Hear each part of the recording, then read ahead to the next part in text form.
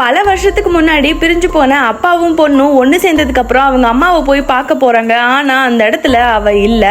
இதனாலேயே அந்த குழந்தைக்கு உடம்பு சரியில்லாம போகுது. ஹீரோ தான் அவளை பத்திரமா பாத்துக்கிறான். கொஞ்ச நாள்லயே அந்த குழந்தைக்கு உடம்பும் சரியாகுது. அதுக்கப்புறம் அவங்க வீட்டுக்கு கூட்டிட்டு வந்துறாங்க. இவ்வளவு நாள் பிரிட்ஜு கடியில மட்டுமே இருந்து கஷ்டப்பட்ட குழந்தைக்கு இந்த வீட்டை பார்த்ததும் ரொம்ப பிடிச்சிருக்கு. அவங்க எல்லாத்துக்கூடயும் டக்குன்னு அட்டாச் ஆயிடுறா. இப்போ இவ்வளவு இவங்க அம்மாவும் எந்த பிரிட்ஜு கடியில இருந்தாங்களோ அதே பிரிட்ஜ்ல அவங்க அம்மாவை பார்க்க போறப்ப அவங்க அம்மா கண்ணே முழிக்க மாட்டேங்கிறாங்க. இதை ஓடி போய் அவங்க அப்பா கிட்ட சொல்லிட்டு திரும்பி பார்த்தா கரெக்டா அவங்க அம்மாவை காணோம். அப்பதான் தெரியுது அவ ஒரு டஸ்ட்பின்குள்ள போய் ஒளிஞ்சிருக்கா. ஹீரோவோட கண்ணில் இவ படவே கூடாது அப்படிங்கிற மாதிரி நினைச்சு அவங்களும் ஹீரோயினை ரொம்ப நேரமா தேடி பார்த்துட்டு எங்கேயுமே காணோன்னு உடனே அந்த குழந்தையும் சமாதானப்படுத்தி வீட்டுக்கு கூட்டிட்டு போயிடுறாங்க. இப்படியே தான் கொஞ்ச நாள் போயிட்டே இருக்கு. அடிக்கடி அந்த இடத்துக்கு வர்றது, ஹீரோயின் காணாம போறது, இப்படியே போயிட்டு இருக்கப்ப ஒரு நாள் ஹீரோயினோட இடத்துல பயங்கரமான பிளட்டா இருக்கு. இதை பார்த்துட்டு எல்லாரும் பயந்து போறாங்க.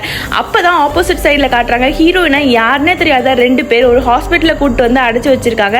இதை அந்த குட்டி பொண்ணு எப்படியோ கண்டுபிடிச்சு அந்த இடத்துக்கே போயிடுறா. கடைசியில அவங்க அம்மாவையுமே அவங்க கிட்ட இருந்தே காப்பாத்திடுறா.